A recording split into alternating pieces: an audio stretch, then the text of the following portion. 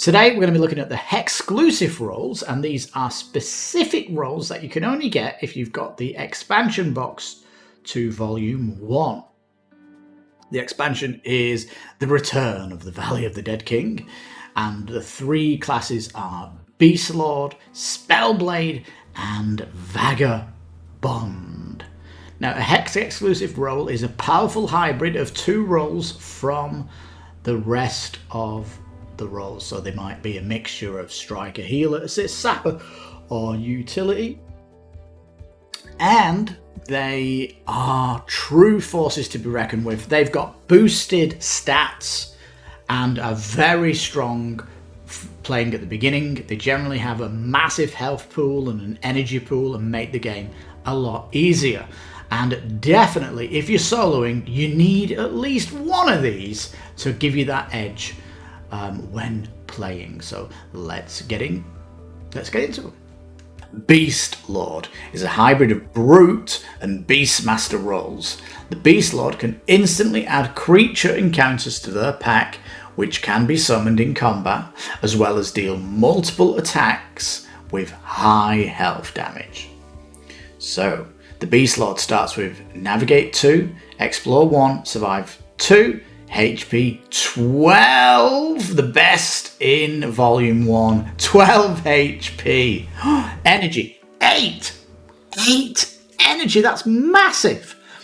Base attack 5, that's best in game. Base attack 5, defense 1 though. I am the wild, has a passive. Anytime a creature type encounter appears as a circumstance, take the card and add it to your pack. Yes. Now, first ability is called Alpha Onslaught. Begins at rank 1 and it costs 2. You're going to be dealing Alpha Onslaught rank damage plus your base attack Feral Blow. So it's going to be 1 plus 5, that's going to do 6 damage. And it will summon a number of creatures from your pack whose total level is equal to or lower than the Alpha Onslaught. So at the very beginning of the game, you can only summon a rank 1 creature out. Now, starting the next round and continuing until the end of combat, you choose which action that creature will take each round. And if the creature is killed, you lose access to it until the end of the next game turn. So, again, do you want your creature to be just knocked out until the end of the battle? Or do you want to role play it and let the creature die? That's up to you. Now, at rank 8, if an opponent defends while you use Alpha Onslaught, each creature's attack will pierce through and get through the defense. So yeah. And at rank 12, you treat each opponent as a favored opponent when using Alpha Onslaught. So you're going to be using a 1d6 bonus damage when this gets to 12. That's going to be awesome. And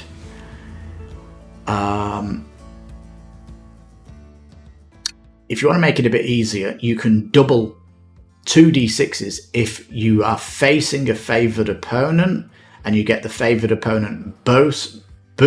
Will you be able to roll 2?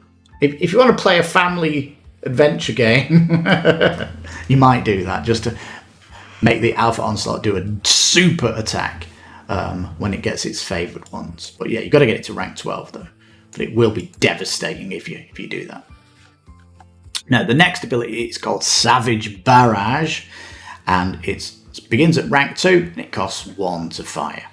Savage Barrage deals health damage equal to your base attack, which begins at 5.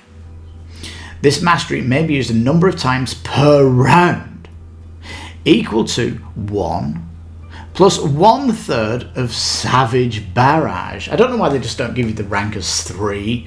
You've got to level it up, but when you get it to rank 3, you'll be able to do 2 attacks of your base attack. So potentially it could be 10 damage. Now, each feral blow gains more damage, +1 for each creature in your pack. So that's going to be a great bonus, especially if you're doing multiple attacks that round.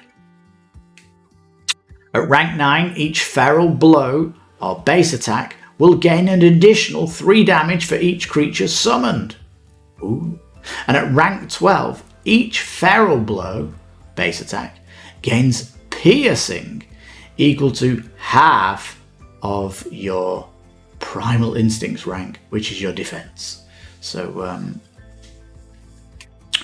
so not only does your attack get really big, it also grows with creatures that are coming out, and it also gains a potential piercing effect. So what an absolute epic class the Beast Lord is. I mean, if you're soloing, this is the one you're going to want to solo, isn't it?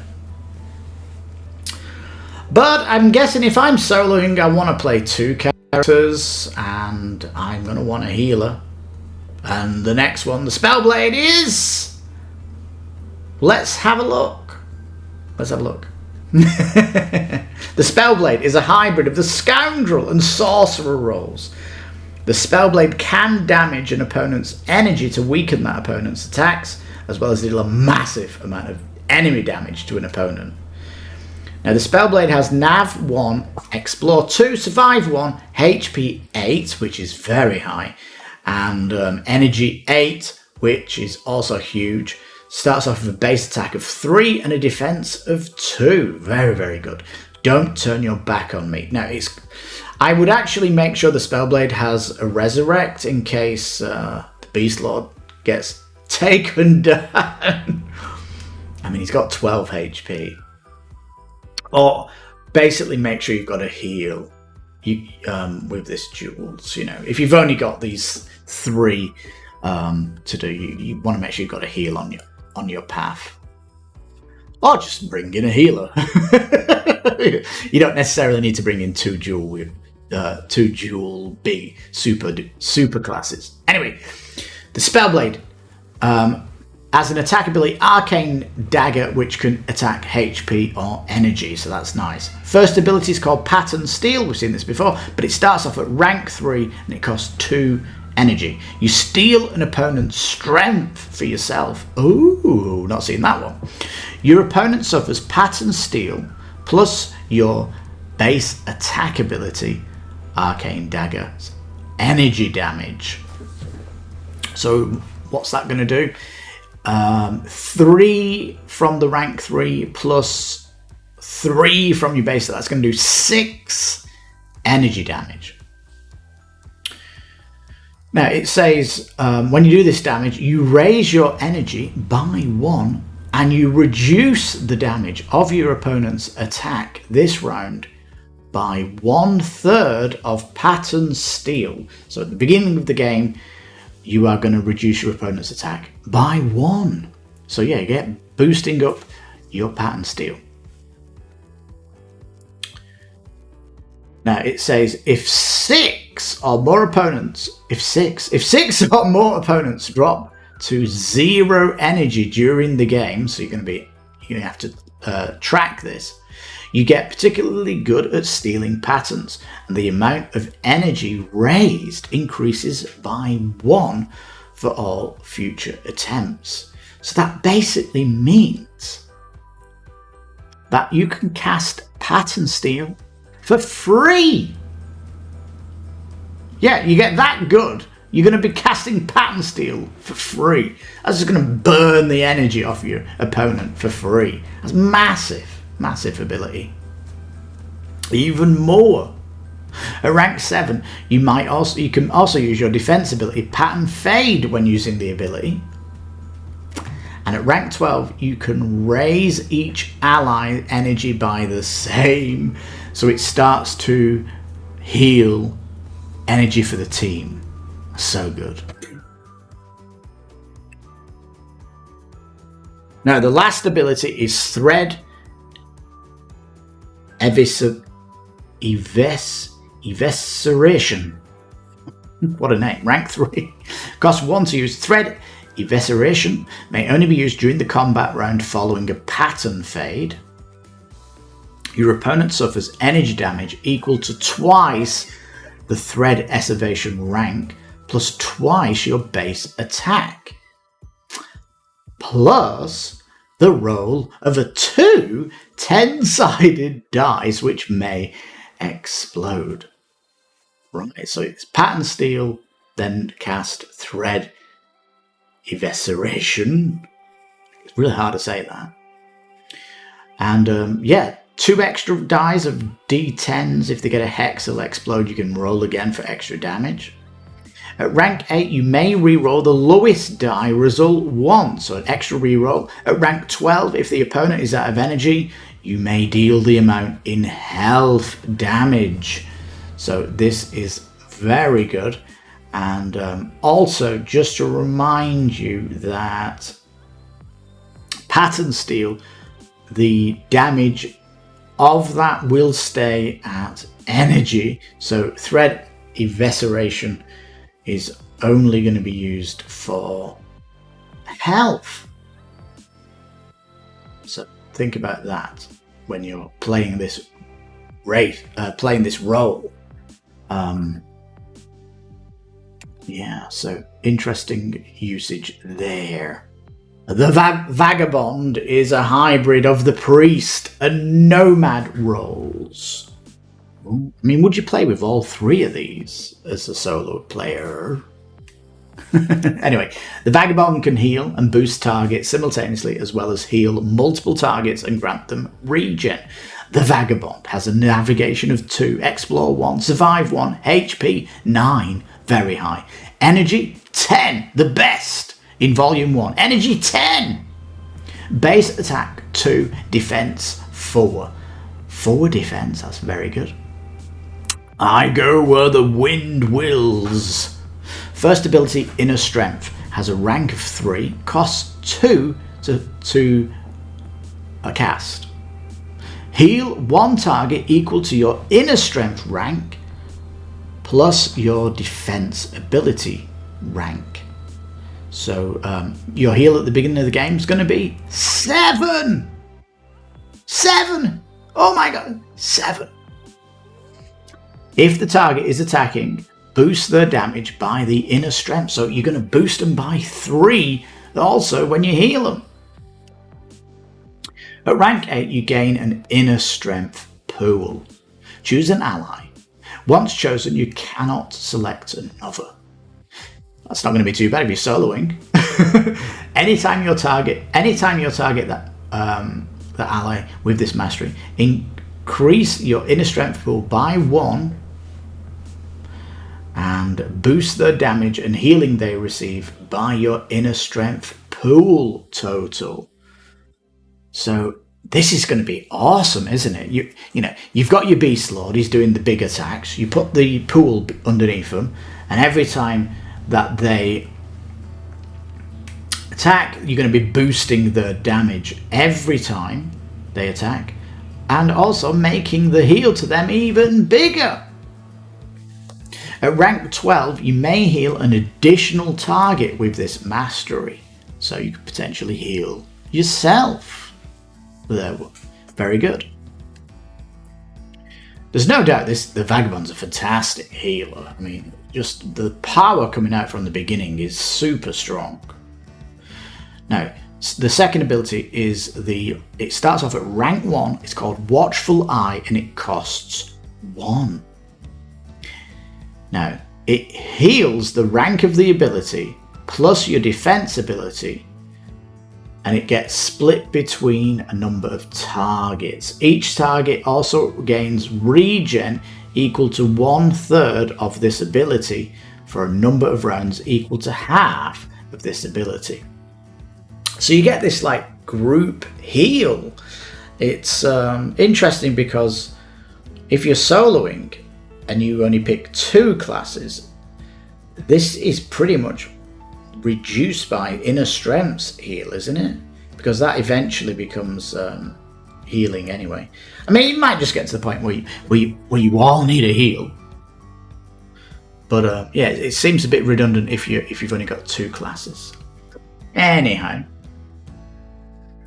Watchful Eye can be used outside of combat to heal a hero with the rank of this Watchful Eye. So base game, you're just going to be healing them outside of combat by 1. So get your Watchful Eye abilities up.